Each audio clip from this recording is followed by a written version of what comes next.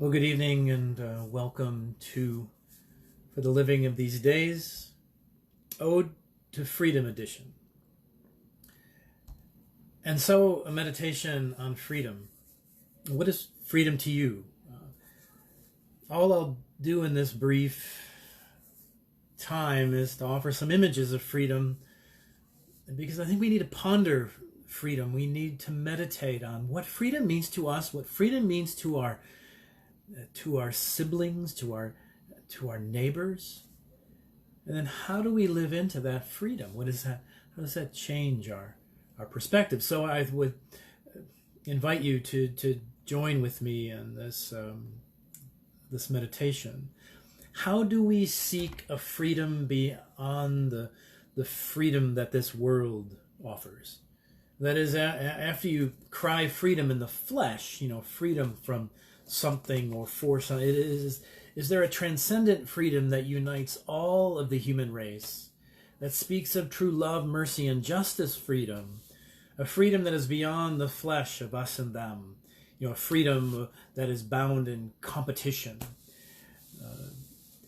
where it says, in this world, my freedom is your bondage. Don't tread on me. Freedom isn't free. Freedom, give me liberty or give me death. Freedom, is there freedom in love beyond that non-violent and freedom that, do we just surrender to the freedom of humanity and not dream of a freedom beyond freedom? We live in a world to the victor goes the spoil. Sucks to be you, because I won freedom and you lost freedom. And so just to take time to meditate on that and to go more deeply into your understanding what freedom means to you and how do you live that out, especially for the living of these days. In John chapter 8, Jesus says, "So if the Son makes you free, you will be free indeed." And ponder on that.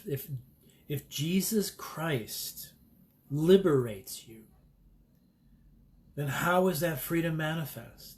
That you freedom, you're free indeed. It is free from sin or bondage.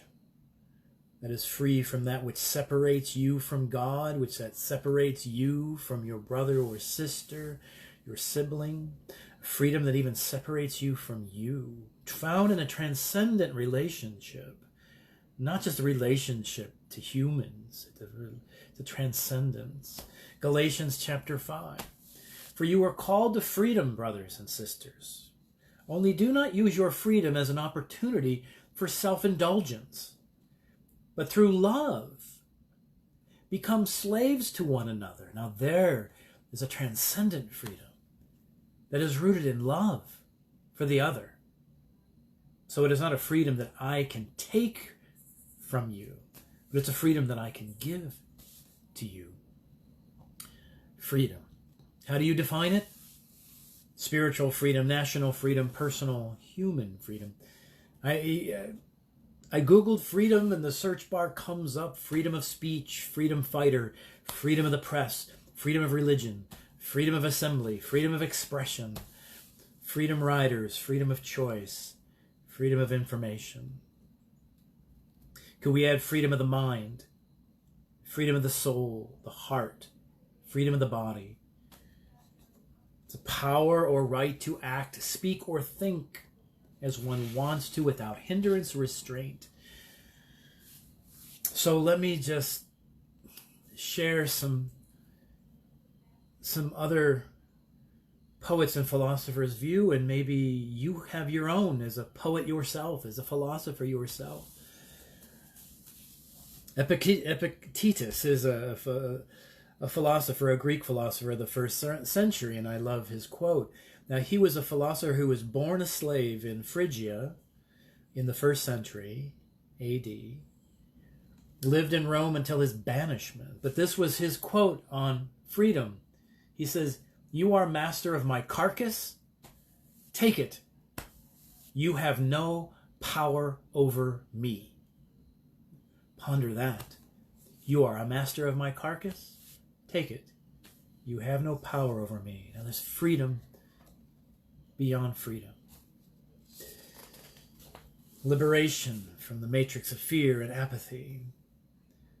It's a freedom that gives you liberation and hope and courage to stand up for yourself in the midst of oppression. So 3 poems and a quote I'll close with. The first is The New Colossus. I thought of Emma Lazarus' poem that is blazoned on the Statue of Liberty. It is a freedom do we still hold in a world. She writes, not like the brazen giant of Greek fame with conquering limbs astride from land to land. Here at our sea-washed sunset gates shall stand a mighty woman with a torch whose flame is the imprisoned lightning, and her name, Mother of Exiles. From her beacon hand glows worldwide welcome. Her mild eyes command the air-bridged harbor that twin cities frame. Keep ancient lands, you storied pomp, cries she with silent lips. Give me your tired, your poor, your huddled masses, yearning to breathe free. The wretched refuse of your teeming shore, send these, the homeless, tempest-tossed, to me. I lift my lamp beside the golden door. What an image of freedom, rooted in what it means to be an American. It's supposed to be such a transcendent freedom of liberty.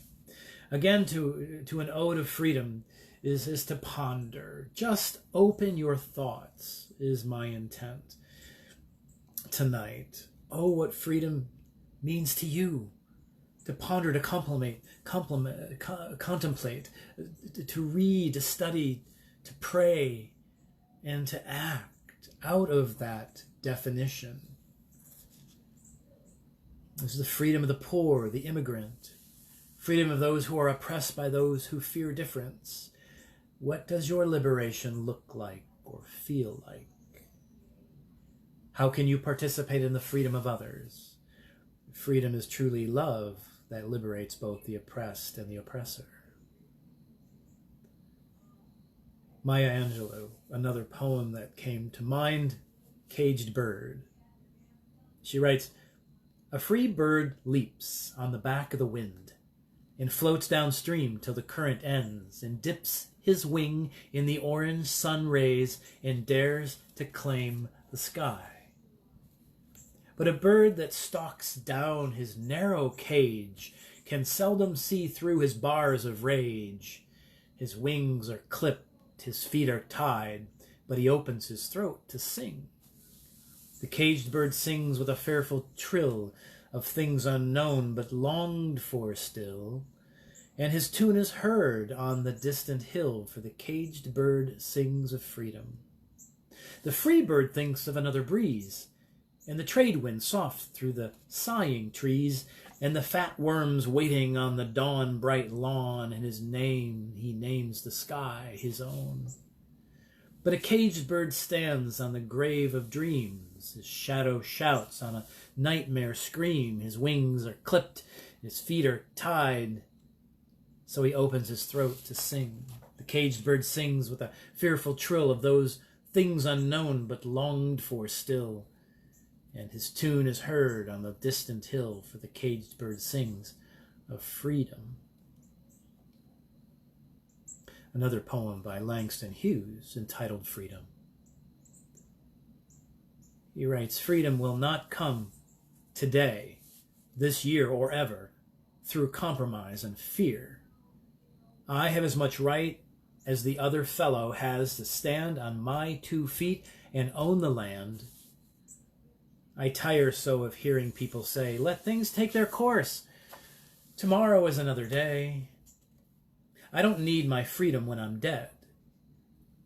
I cannot live on tomorrow's bread. Freedom is a strong seed planted in a great need. I live here too. I want my freedom just as you. Again, ponder these words from those who have experienced oppression and continue to experience oppression. I'll close with this quote that has stuck with me for so long from Nelson Mandela in his book, A Long Walk to Freedom.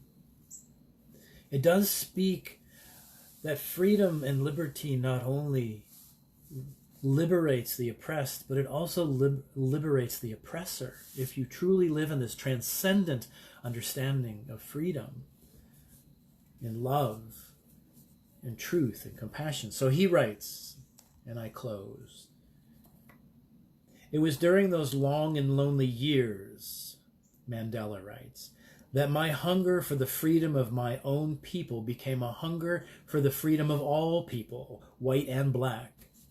I knew as well as I knew anything that the oppressor must be liberated just as surely as the oppressed. A man who takes away another man's freedom is a prisoner of hatred," he writes. "He is locked behind the bars of prejudice and narrow-mindedness. I am not truly free if I'm taking away someone else's freedom, just as surely as I am not free when my freedom is taken from me. The oppressed and the oppressor alike are robbed of their humanity. When I walked out of prison, that was my mission, to liberate the oppressed and the oppressor both. Some say that has now been achieved, but I know that is not the case. The truth is that we are not yet free. We have merely achieved the freedom to be free, the right not to be oppressed. We have not taken the final step of our journey, but the first step on a long and even more difficult road," Mandela writes. "For to be free is not merely to cast off one's chains, but to live in a way that respects and enhances the freedom of others. The true test of our devotion to freedom is just beginning. I have walked that long road to freedom. I have tried not to falter. I have made missteps along the way, but I have discovered the secret that after climbing a great hill, one only finds that there are many more hills to climb. I have taken a moment here to rest, to steal a view of the glorious vista that surrounds me, to look back on the distance I have come, but I cannot rest, and I can rest only for a moment, for with freedom come responsibilities, and I dare not linger, for my long walk is not yet ended. Oh, for the living of these days, ponder your freedom and the liberty and dignity of your fellow human being, and participate in that, and realize that it is a long road, and it is a road that will need to be walked or rolled in partnership with one another, hand in hand, arm in arm. So let us ponder that for the living of these days.